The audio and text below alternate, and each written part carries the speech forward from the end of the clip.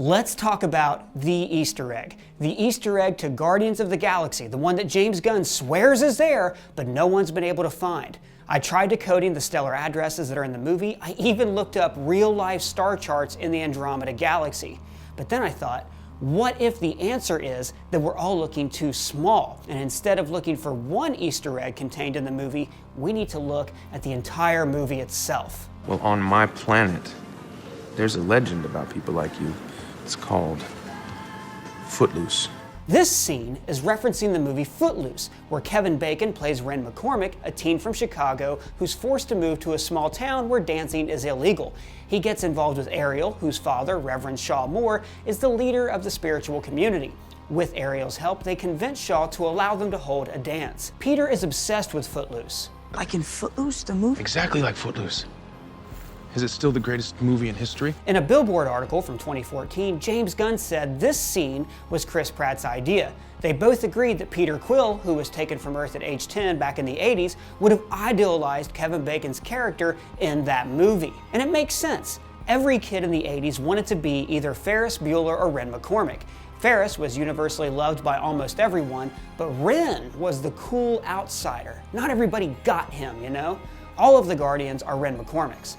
I look around at us, you know what I see? Losers.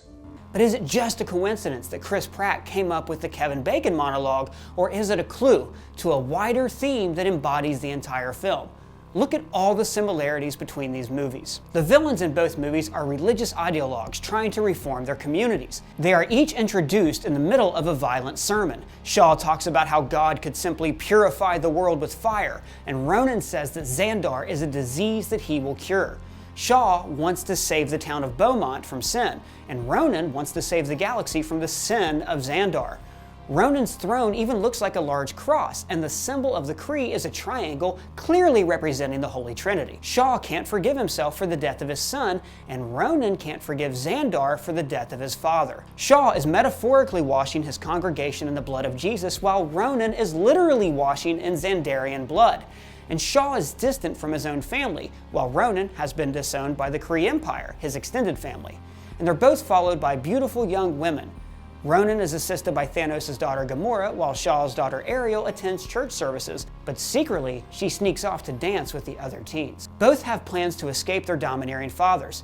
Ariel wants to go to college, and Gamora wants to sell the orb to run away from Thanos. Ariel begins the movie loving to dance, but not knowing how to fight her father, whereas Gamora begins the movie as the deadliest woman in the galaxy who learns to open up and dance. There's parallels here, there's so many parallels. Later, these couples will be alone and have isolated, tender moments. She reads him her poetry, and he shares the poetry of a town with sticks up their butts. Ren saves Ariel from a train, and Peter almost gives his life to save Gamora. In fact, this whole scene seems to directly parallel Ariel's poem. I'll sing of bodies intertwined underneath an innocent sky. These characters are all part of the outcast culture who don't fit in with the herd. Peter and Ren are both outsiders, abandoned by their fathers. They are taken in by cruel men, Yondu and Ren's Uncle Roger. Uncle Roger wants Ren to stay on the path of righteousness, and Yondu wants Peter to stay on the path with the Ravagers. Yondu, though, has another analog because he's actually Peter's soft-hearted mentor. Andy Bemis is always looking out for Ren and gives him a job at the mill, just like Yondu does for Peter. When I picked you up as a kid, these boys wanted to eat you. When the film begins, Ren and Star-Lord have both moved away from home. Ren's moved from Chicago, and Peter has just left the Ravagers. They both have colorful vehicles and make pop culture references that no one understands. Ninja Turtle, you better stop poking me. Slaughterhouse-Five. Isn't that an awful name? Oh yeah, it's a great book. They're both womanizers. He's gorgeous. Read. Both brag about girls. Look, this is like from a smoking hot Ray-Jack girl. Starts screaming at the top of her lungs. Oh God! Oh God! Don't stop! Make Ginger pop! And exaggerate their stature. Oh shit, really? No. Peter Quill, people call me Star-Lord. They're pursued by agents both inside and outside the law. Ren is harassed by the bully Chuck and the school principal, while Peter is running away from Xandarian police, Yondu, and Ronan. And there's also parallels with the supporting cast. When Ren and Willard first meet, they have an argument. Hey, I like that hat, man. You sell men's clothes? Where you got that? When Peter first meets Rocket and Groot, they fight. Ren teaches Willard to dance, just as Peter will teach Gamora to dance. And like Ren brings pop music to the town of Beaumont, Utah, Peter introduces the Guardians and the galaxy at large to the hits of the 70s and 80s. These movies have coincidence after coincidence. Both films had best-selling soundtracks that feature songs by Eric Carmen, Almost Paradise and Go All the Way. At one point, Ren's mom tells him, September, when you go off to college, you can dress like David Bowie. and Bowie's Moon Age Daydream is featured in the Guardians soundtrack. And at one point, they were actually going to end Guardians of the Galaxy with the song Footloose. In Guardians, the protagonists all want the orb. In Footloose, they want to dance. The orb and dance represent the same concept: freedom. I will no longer be your slave! No! The heroes in these movies all have the same goal. They're striving to be free. But this thing goes deeper than that. Oh yes, my friend, wheels within wheels. Each movie's story has an almost direct plot point parallel. 20 minutes into the film, Ren is stopped by the police, and 20 minutes into Guardians, Peter is arrested. They each have cassette tapes stolen by police officers. Ren learns about the law against dancing. Right around the same time, Peter finds out that he can't sell the orb. Both of them are being denied freedom. There's also the tense game of Tractor Chicken.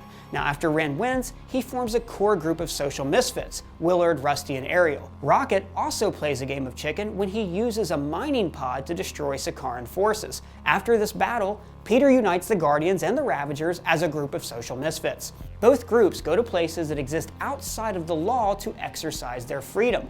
The teens sneak over the state line to drink and dance, while the Guardians go to nowhere to drink and sell the orb. The good times are almost ruined when the toughest member of the group has his pride injured and starts a fight. The actions of the villains only serve to harden the hero's resolve. After Ren is kicked off the gymnastics team, he decides to get back at Shaw by holding a dance. Similarly, when the Guardians realize they can't sell the orb, they decide to keep it away from Ronan. Shaw and his wife have an argument in church about losing Ariel, while Thanos and Ronan have an argument about losing Gamora.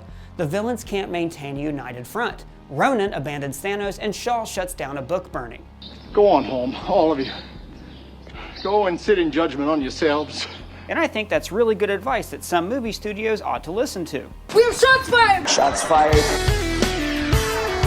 Ren convinces skeptical teens to help him put on a dance, while Peter persuades the skeptical Ravagers to fight Ronan. Both heroes make appeals to ineffectual ruling bodies for help.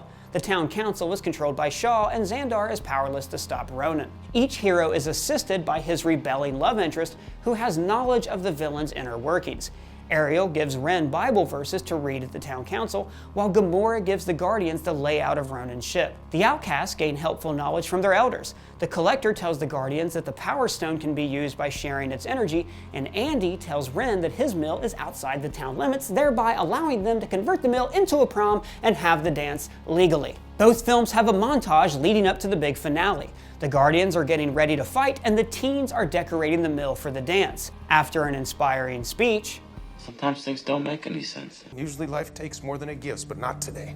the showdown begins. Both movies climax with a fight sequence, although on much different scales. In each movie, the hero makes an emotional appeal to the villain. John Lithgow's Reverend Shaw is the emotional core of Footloose. The hero's goal is to change his heart to allow the teens to dance, while Star-Lord tries to use the 5 stair steps Ooh Ooh Child to soften Ronan's resolve. The Guardians achieve a spiritual connection through Groot, a being who sacrifices his life by turning into a wooden cross. The teens of Beaumont, somewhat ironically, also become closer spiritually. Dancing gives them a spiritual connection, and they celebrate God's power through dance.